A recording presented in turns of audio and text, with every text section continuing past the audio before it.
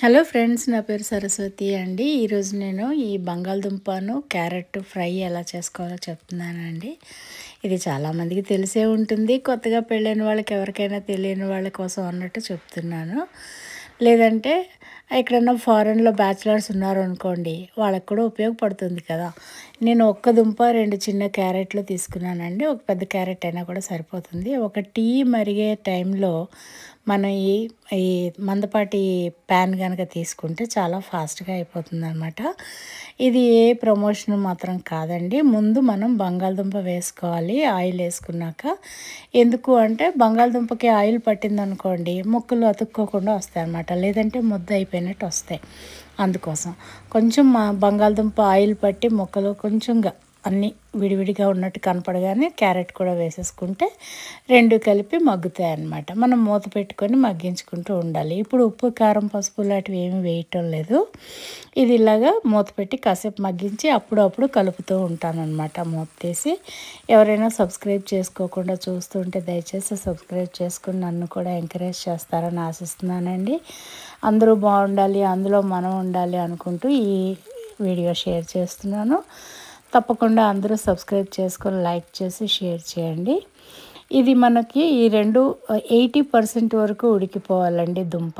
మనం నొక్కి చూస్తే దుంప విడిపోయింది అనుకోండి, అప్పుడు మనం ఉల్లిపాయ తినేవాళ్ళు ఉల్లిపాయ వేసుకోవచ్చు అనమాట. ఉల్లిపాయ వద్దు అనుకునేవాళ్ళు అప్పుడు ఉప్పు, కారం, పసుపు వేసేసుకోవచ్చు. నేను ఉప్పు, కారం, పసుపుతో ఇంకా చిల్లీ ఫ్లేక్స్ కూడా వేసుకున్నానండి. ఎందుకంటే నాకు ఆ చిల్లీ ఫ్లేక్స్ ఫ్లేవర్ ఇష్టం అనమాట. అందుకని కొద్దిగా కారం తగ్గించి చిల్లీ ఫ్లేక్స్ వేసుకున్నాను. ఇది మన బాబు కూడా ఫారెన్లో ఉంటారనమాట. తనకి ఇది చాలా ఇష్టమైన ఫ్రై.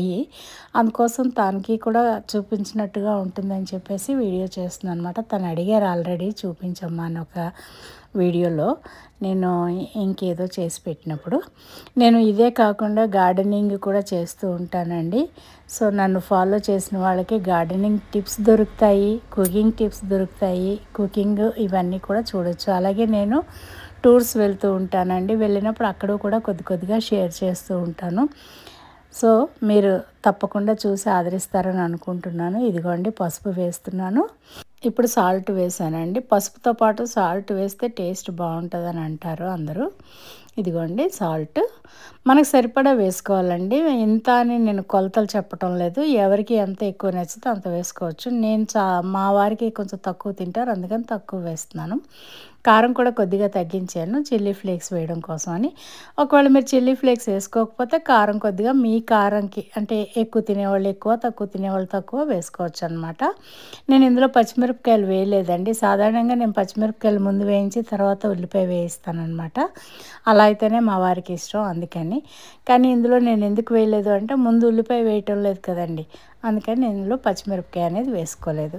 అందరికీ అన్ని రకాలు నచ్చవు కదా, ఎవరికి ఎలా నచ్చితే అలా వండుకుంటాం. మన క్రియేటివిటీ కదండి ఇది కూడా. కిచెన్లో మనం పని చేసినా, గార్డెన్లో మనం పని చేసినా మనకి తగ్గట్టుగా మనం చేసుకుంటాం కదా. మీరు కూడా అంతేనండి. తప్పకుండా కమెంట్ చేయండి. ఇదిగోండి ఒక కప్పు టీ అయ్యే టైంలో నేను మందపాటి ప్యాన్ యూస్ చేయటం వల్ల ఈ ఫ్రై కూడా రెడీ అయిపోయిందండి నాకు. చూసారా, ఆల్మోస్ట్ అయిపోయింది.